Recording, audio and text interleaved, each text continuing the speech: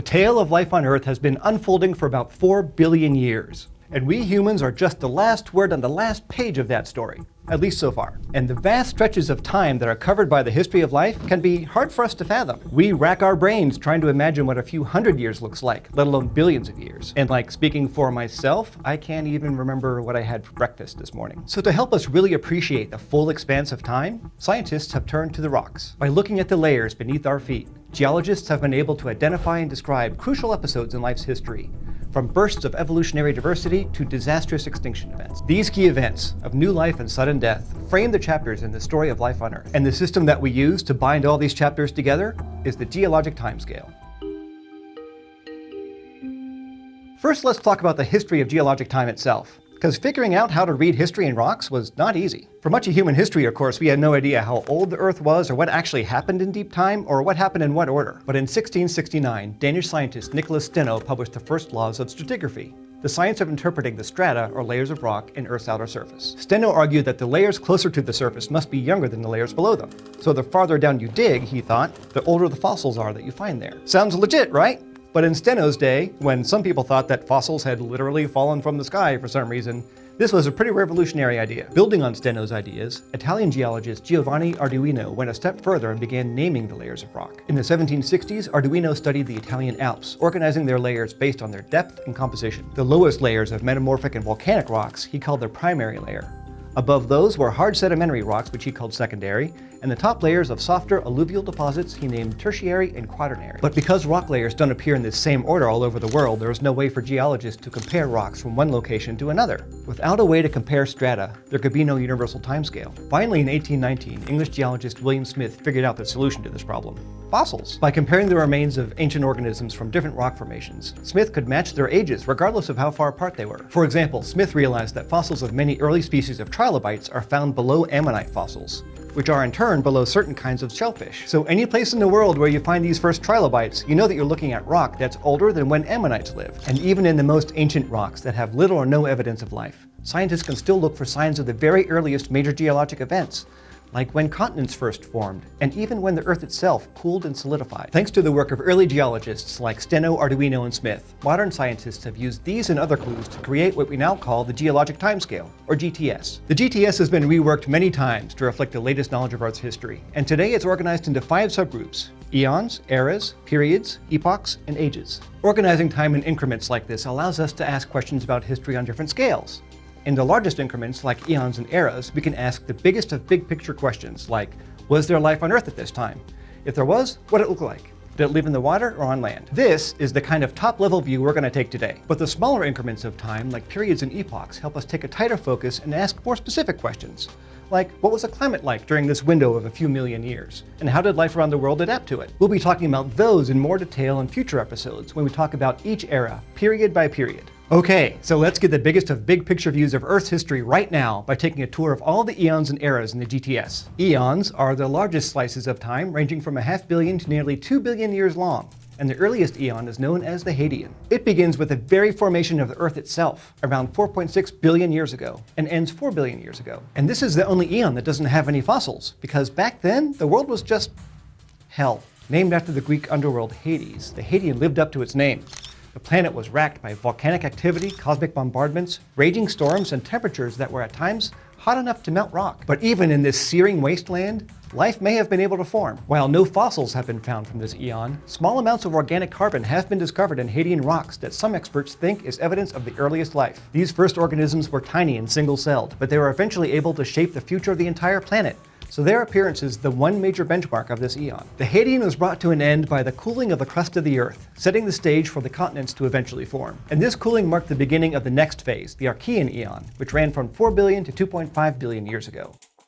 Named for the Greek word for origin, the Archean was once thought to be when the first signs of life appeared. But at the very least, it's fair to say it was the first time that life flourished, forming mats of microbes in the primordial seas. The fossils that these microbes left behind are called stromatolites, or sometimes stromatoliths. And the very oldest of them, like those found in Western Australia, date from the Archean. During this time, the atmosphere was mostly carbon dioxide. But the appearance of cyanobacteria was about to change all that. Then, 2.5 billion years ago, the Archean gave way to the Proterozoic eon, meaning earlier life. And around this time, photosynthetic bacteria, along with some multicellular forms of life, spewed tons of oxygen into the atmosphere. This probably wiped out most of the anaerobic life on Earth, but it cleared the path for crucial new organisms, including the ancestral eukaryotes, whose cells each had a nucleus and organelles wrapped up in membranes. Eukaryotes developed into the first really big, complex, and sometimes kinda weird forms of life, such as the frond-like Carnea and the plate-shaped Dickinsonia. These new, larger organisms quickly diversified, and by 541 million years ago, we were at the doorstep of the next and current eon, the Phanerozoic. Its name means visible life, and the Phanerozoic was when life really became obvious. This is the eon that's home to trees, dinosaurs, newts, aardvarks, us humans, basically life as we know it. Whew, how you holding up? You doing okay? We've covered about 3.5 billion years already. Just got another 500 million to go, and then we're home free. Okay, now from here, it's best to explore the Phanerozoic eon through its eras, the next level down in the divisions of time. This will let us explore more recent history in greater detail. The first era of our current eon is the Paleozoic era, which began 541 million years ago. This chapter was defined by the diversification of visible life, and it started with a bang, actually an explosion, the Cambrian explosion. This rapid growth in diversity and complexity in the world's oceans is such a huge deal in the history of life that all the eons that came before it, the Hadean, the Archean, the Proterozoic, they're all collectively known as the Precambrian. At the start of the Paleozoic, over about 25 million years, the fossil record suddenly reveals the appearance of complex animals with mineralized remains, hard parts. Shells, exoskeletons, that kind of thing. And the very first of these new animals to become truly widespread were the trilobites. They were so common all over the world that they've been used as index fossils for the Paleozoic era for centuries, ever since the days of William Smith. But the trilobites soon had competition.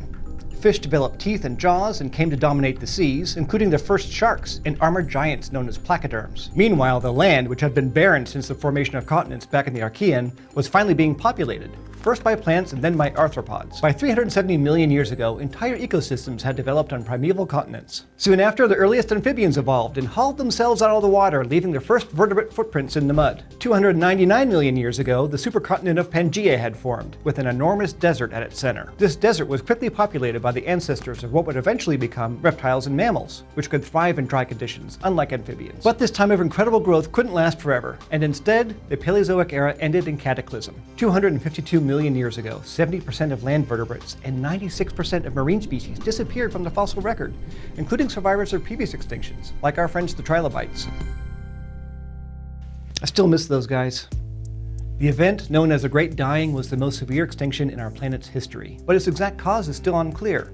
A possible meteorite impact off the coast of South America might be one clue, and in Siberia, layers of basalt show that massive volcanic eruptions covered large swaths of Pangaea in lava. Both of these incidents coincided with the end of the Paleozoic, and it seems more than likely that the extinction had many causes. In any case, the Paleozoic may have begun as a chapter defined by an explosion of life, but it ended in nearly absolute death. It took millions of years for life to recover, but when it did, a new world, the Mesozoic era, had arrived. This is often called the Age of Reptiles, and with good reason. Right from the start of the Mesozoic, reptiles were incredibly successful. This is when they took some of their most famous forms, like dinosaurs, pterosaurs, and a variety of marine species. In fact, all of the non-avian dinosaurs lived only in the Mesozoic, so they remain one of the best index fossils of this era. And many modern groups of organisms also evolved in the shadows of the reptiles, like mammals, frogs, bees, and flowering plants. But the Mesozoic era came to an end 66 million years ago, with yet another episode of devastation.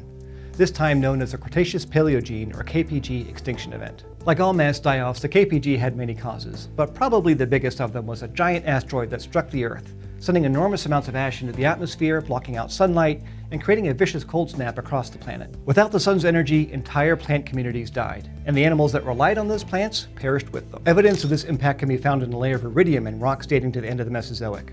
Iridium is an element that's rare on Earth, but very common in asteroids and comets. And a giant impact crater in the Gulf of Mexico, whose age matches the date of this extinction, has become the smoking gun for the asteroid hypothesis. The victims of the KPG extinction were some of the biggest reptiles of the land, sea, and sky, including all of what we now call the non-avian dinosaurs.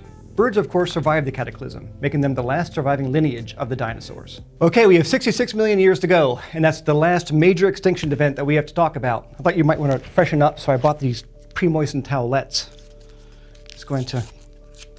You have some iridium here on this side, on your forehead, other side. With all the great reptiles gone, the smaller animals that remained were able to eke out a living in the next era, the Cenozoic. This is our era, in more ways than one. It's the era that we're in today, and it also marks the rise of the mammals. Soon after the KPG extinction, the climate warmed, and jungles stretched across the planet.